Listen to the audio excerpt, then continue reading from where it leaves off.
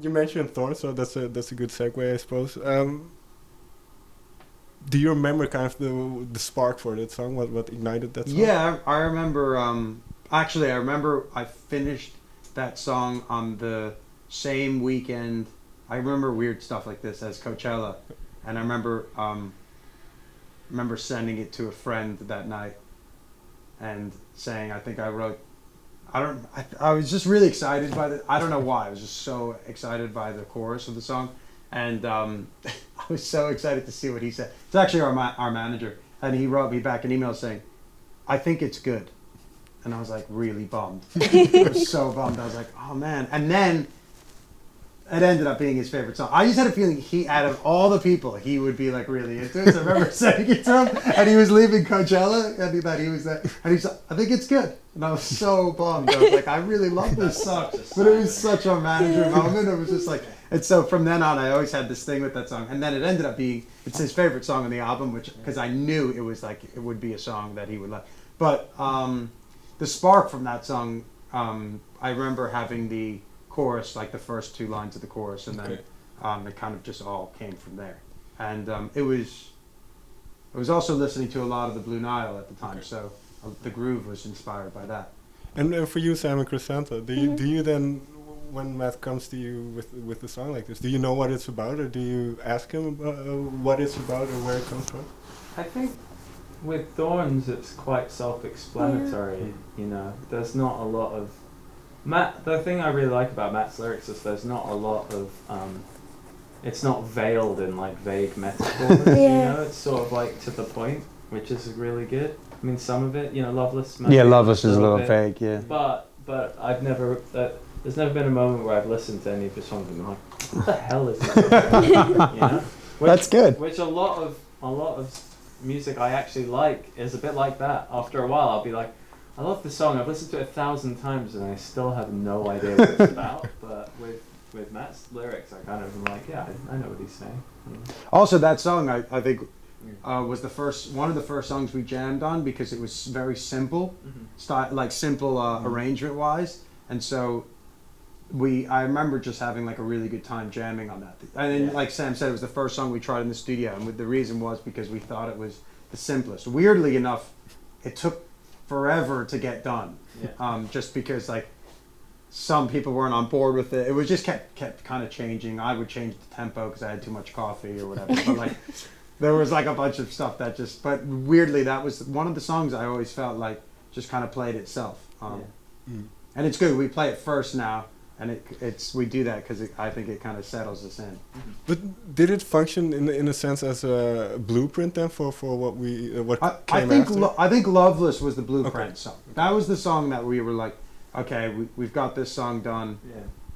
How do we fit? I mean, it was more like how do we fit Thorns and this is it into that kind of world and have it make sense. Yeah, Loveless is more like a sonic blueprint. Yeah, sonic blueprint. Yeah, exactly. And everything else, because the other songs that were written after Loveless are a little bit more traditional. Totally. In songwriting, and stuff. But the Loveless had such a strong sonic palette that everyone gravitates towards as soon as they hear it, like the drums and all that stuff. It was kind of like that was the benchmark for the whole record. Because that song was done first. Yeah. You mentioned that kind of what was written afterwards were more in the traditional forms or structures. How come? I had always been more into traditional songwriting, and then when Loveless happened, it was the gateway to figuring out how to finally mold the two worlds. I just had written so many terrible songs before that. And so Loveless was like something that people got excited about, and I was desperate to prove to myself that I could write songs the way I've always thought I could write songs and kind of figure it out in the same way that figured out Loveless, if that makes any sense. It kind of worked backwards. And I just wrote a lot of terrible, I mean, even when Santa and I started hanging out before we met Sam, I'd written, tons of songs that year that got thrown out. I mean, I probably had 3 albums worth of songs that got thrown out, which is fine because they were terrible. But it was really interesting because when Loveless was there, I was still trying, and then finally I just landed. I actually met a guy in LA that him and I got on really well because he heard, very similar thing. He heard Loveless, was like, I really want to try to write some songs, and we started hanging out. And then when these guys came to the picture, it all started to make way more sense. Right. To finally like get both worlds to work together. In that sense, because like you mentioned, I think you started in New York by yourself, and then you moved to LA. Yeah. Were you looking for people to work with? Yeah. Okay. I moved specifically out there to start a band. Okay. Because in New York, it was just me and another guy and a bunch of friends, and didn't feel very, I don't know, fruitful or something. Just didn't feel like exciting anymore. So I moved out there. Yeah. Well, getting back to the songwriting then, because I didn't find the track listing anywhere, so I'm not sure if that's it's not out yet. okay. Yeah. Track listing's not released yet. Yeah. But so, well, you mentioned that the album has been done for at least a while now. Yeah. Well, it was until we decided that we needed to. It was just taking so long that we were like, we might as well write another song. Right. So we wrote another song, and we just finished. We literally just finished it. Yeah. And then this is gonna sound like a silly question, but how important is that first album? I think for us it's really important. Yeah. Because it kind of it's. I mean, I kept thinking you can kind of get really freaked out, and I have a bunch of times because you realize that once it's out, and it actually like you have to really stand behind it. And so that's the one thing I'm really happy about, that we can stand behind it and be proud of it. I mean, who knows what's going to happen down the line? We might hate the album, but now it's okay because we feel like, okay, this is a moment in time. We did that. We put a lot of effort into it. So I think it's really important. And it sets the kind of people are going to be discovering the band through the album. That's the only thing. They're not going to hang out with us. They're not, the album has to do the work for us. And then they're going to come see the show based on hearing the album. So yeah, I think it's really important. It's first impression. Yeah, it is. It's the first impression, exactly. And this might be even a worse question, but you mentioned kind of the songwriting process. So what as a collective are you looking for in music? What are you, in a sense, trying to convey with the album? I think like there's an emotional connection to the songs and to the way that we play as a unit and that energy. I think that we're trying to just convey something real and true. And I mean, we've kind of done everything up to this point kind of backwards. We've released 3 songs in a year. It's like, and not because we haven't, not because we don't have the material, but because we've just felt like we've needed to take our time. And we've done everything a little bit slower than normal. But why did you feel that?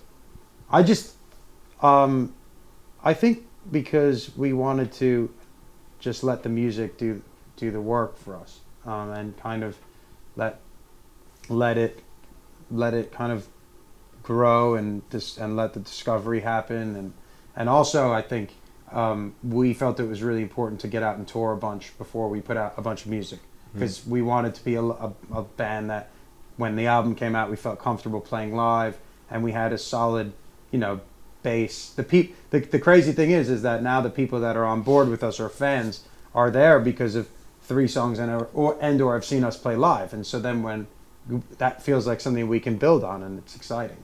Yeah, and now it's like, I mean, we just did our first headline show in the US, and it was kind of a reality check because we've been touring for almost a full year, doing opening for Phoenix and Roman Grammar and Ride and people. And so we have our 30-minute support set so down, we're feeling confident. And then when we start doing our headline shows and we suddenly have to play an hour, it was like, oh, whoa, okay, this feels weird now. Yeah. And so just to it's just like another reality check. Like, we have a lot of work to do on that end. And even getting that out of our system before the album is out, and when people are coming, because you get really nervous when there's people there to see you. Yeah. We're so used to stepping out on stage knowing that nobody's there to see us. Yeah. Right. And then when you get out and there's people there to see you, you're like, oh no. You're like, you paid money. Yeah. All right, now we've got to figure this thing out real quick. So the first couple of gigs were like, what are we doing, guys? that's interesting. Because what have you noticed then about those headline gigs and how the people react to your music?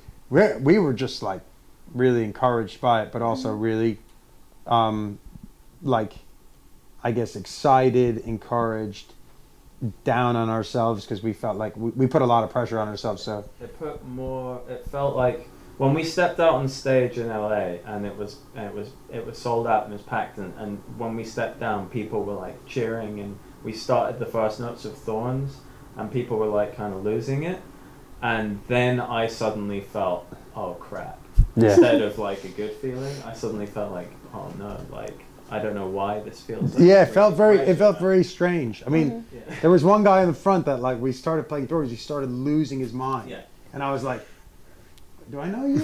You know, like we do that thing. Wait, is this somebody's friend? Who paid you? You know? And then you're like, all right, now we've got to figure this out again. You know, and you can get in your head really fast, and you can, you know, what's going to happen when we play Loveless? Are they going to be, you know, and is it good enough live? And you just start, instead of just playing the gig, which is what we've been so used to. It's like there's no expectation when you're opening. As an opening band, the expectations are zero, or people assume you're going to be shit. Yeah, it's true. But so now then, and I'm rounding off here. Is there pressure on the album in your eyes? It's maybe self-imposed, but do you feel pressure because of what you've mentioned, that people have this kind of expectation? Maybe I don't know if they. I do feel a little bit of pressure, but not. I feel like a good pressure. Like I think it's going to be great to have it out there, and I think that the people that are into it will be into it, and the people that aren't into it aren't going to be into it. And you're not going to be able to change that one way or another. So I've gotten better. It's, you know, I've stopped reading anything that, most of the stuff. I mean, I used to be really bad when we first started. I was like checking every YouTube comment, everything. Now I'm just like, okay, it's a thing. We're a band. We're going to be judged. Not everyone's going to like it. Press isn't going to love it. Press are going to love it. You know, like whatever. Just so the pressure is now, I think, is more on us to become a better band. Not really on the album per se. Right. Also, I don't know if you guys feel this way, but I feel more and more that when we were making the album, it felt like this like massive monolithic, like obstructive thing that we just couldn't see past the album. It was just like have to make the album, couldn't see past it, and now it's not even out yet, so you'd think that you'd still have that in your mind, but since we've been touring for a whole year and the album's kind of been done, sitting there, I suddenly am like, I can see the next album, me too, I can sort of see the future, and the album one, even though I'm really excited for it to come out, it's not so much of this massive thing. It's more like, it's going to come out, and then we're going to write the second one. And then the second one's going to come out, and you know, and I think definitely feel that way when you're doing the first album. You're like, we have to finish this album. This is the only thing that matters. This is the only thing that will ever matter. And now it's done, and it's going to come out, and hopefully it matters to some people, and then, you know, we'll move on to the next one. Final question then I have to try. Do you have an album title yet? Not yet. Okay. Yeah. All right, guys. Thank you very much for your time. Thank you. Thank you.